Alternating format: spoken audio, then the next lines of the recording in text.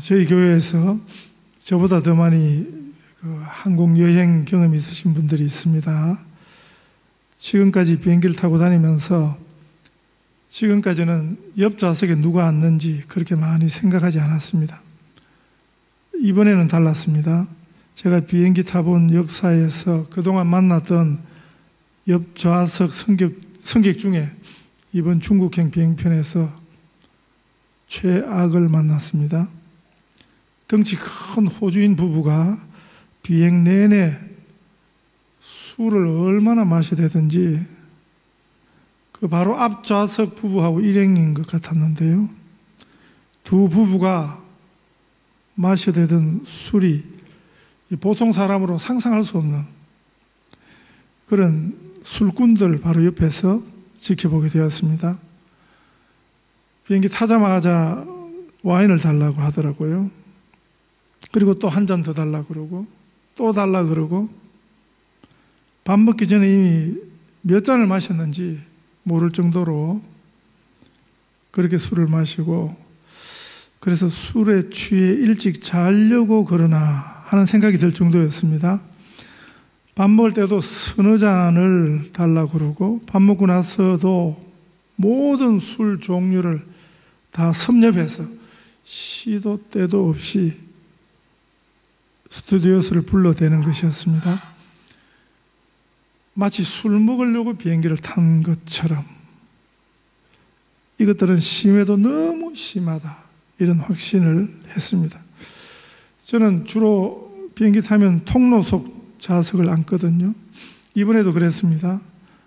나왔다 들어갔다 몇 번을 하고 틈만 나면 술을 먹고 마지막 비행기 도착 1시간 전에는 그래도 이제 술 취해 자나 싶었는데 코를 얼마나 골아대든지 주여 죽여주시옵소서 이런 기도가 거의 나올 뻔했습니다.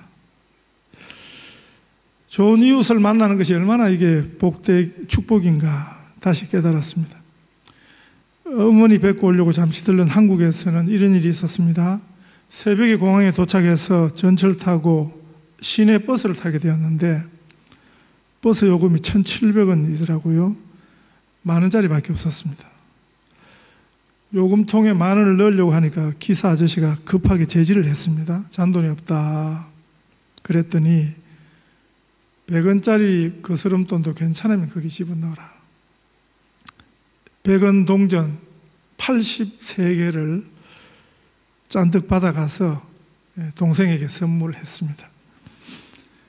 그날 오후에 또 버스를 타게 되었는데 이번에는 미리 교통카드를 준비해서 운전석 바로 옆자리가 비어 거기 앉았는데 조금 있다가 한 아저씨 버스에 오르면서 교통카드를 대니까 잔액이 부족합니다 하는 낭낭한 소리가 버스 안에 울려 퍼졌습니다. 그 아저씨는 50,000원짜리밖에 없었어요. 그걸 넣으려고 하니까 역시 기사가 제지를 했습니다. 아침 일이 생각이 났습니다. 그래서 제가 대신 내어주려고 호주머니에 캐시가 얼마 있는가 확인을 하고 있는데 뒤쪽에서 한 여청년이 앞으로 오더니 자기가 대신 내어드리겠다. 그리고 자기 지갑을 막 뒤지는데 1,400원밖에 없어요. 제가 그 옆에 있으니까 저보고 300원 달라. 300원을 빌려달라. 참 황당하고 우스웠지만 그러나 얼마나 그 마음이 귀합니까? 저도 돈이 없으면서 저도 충분치 않은 돈 가지고 남을 도우려고 하는 그 마음 얼마나 그 귀한 마음입니까? 누구 옆에 있는가 참 중요합니다. 특별히 어려움을 당할 때 어려움을 만날 때 누가 우리 옆에 있는가 하는 것은 참 중요합니다. 우리 찬송에 어려운 일 당할 때 하는 찬송이 있습니다. 어려운 일 당할 때 나의 믿음 적으나 의지하는 내 주를 더욱 의지합니다. 세월 지나갈수록 의지할 것뿐일세 무슨 일을 당해도 예수 의지합니다. 예수님이 항상 우리 곁에 바짝 붙어 계세요. 어려운 일 당할 때 예수님이 우리를 도와주십니다. 우리 예수님은 우리 영혼의 햇빛 되셔서 우리 가까이에 비춰주십니다. 우리 예수님은 빛의 시작이시고 우리 예수님은 우리에게 생명을 주시는 영원한 빛이 되십니다. 이 빛 옆에 있으면 빛의 힘을 얻습니다. 그러나 어두움 옆에 있으면 어두움의 영향을 받습니다. 누구 옆에 있느냐? 이것보다 더 중요한 것은 내가 좋은 사람이 되는 것입니다. 내가 좋은 이웃이 되는 것입니다. 내가 빛이 되는 것입니다. 이웃을 사랑하는 이웃이 그게 제일 좋은 이웃이에요. 그게 성경식 이웃입니다. 목표를 우리가 분명히 해야 해요. 이 성경대로 내 수준, 내 식이 아닌 하나님식을 따라 사는 목표를 가져야 합니다. 하나님식은, 성경식은 내가 좋은 이웃이 되는 것입니다.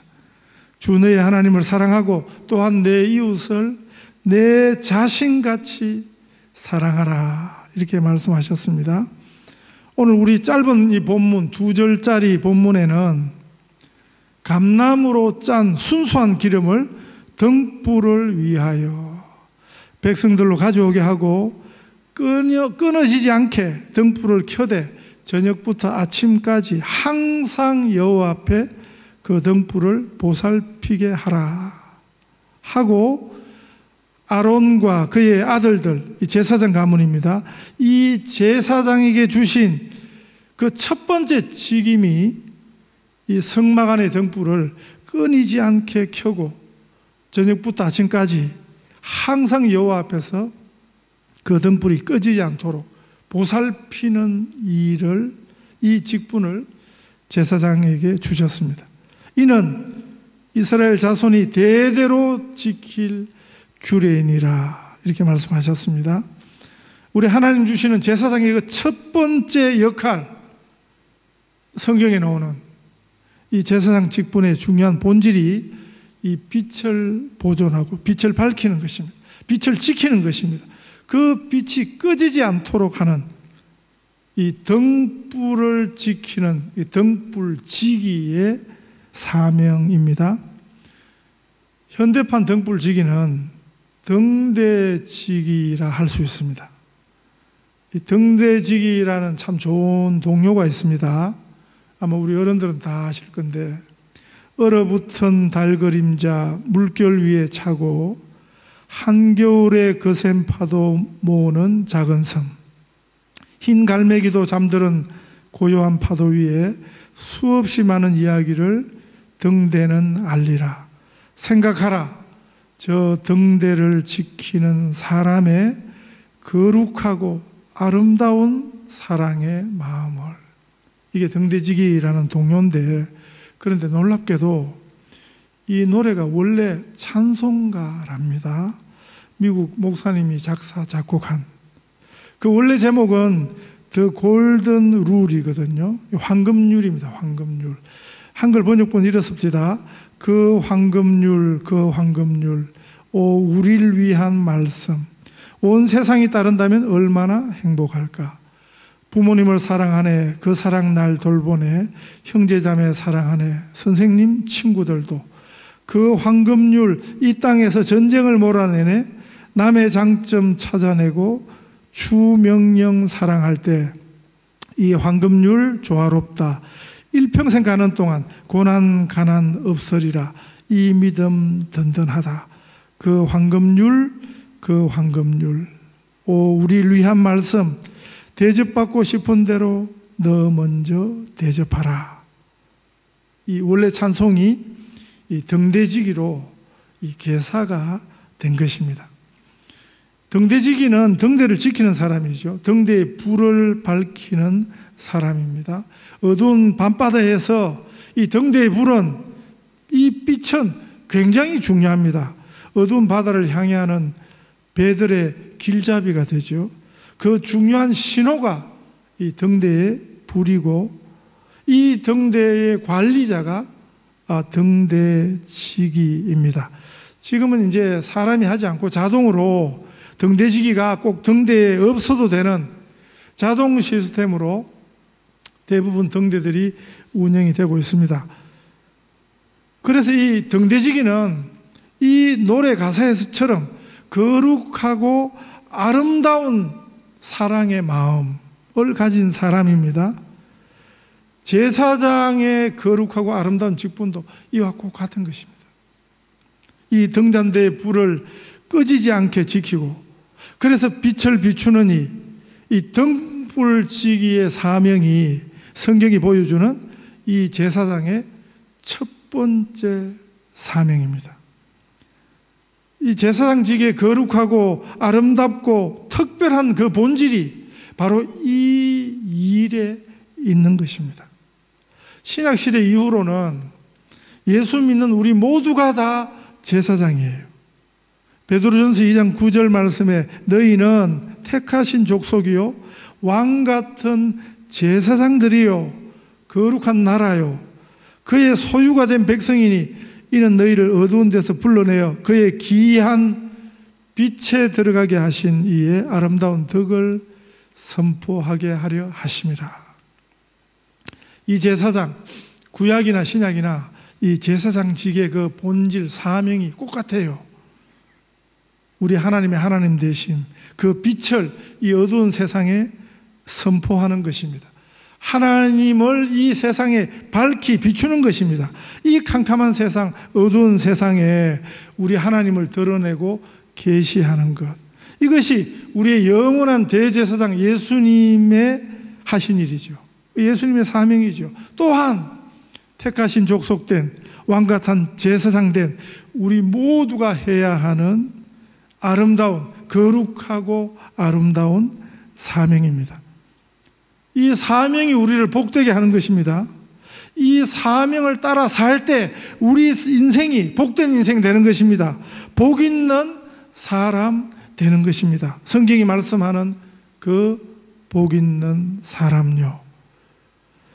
그래서 우리 예수님은 예수님의 제자들에게, 이 제자들의 모임이 신약 교회잖아요.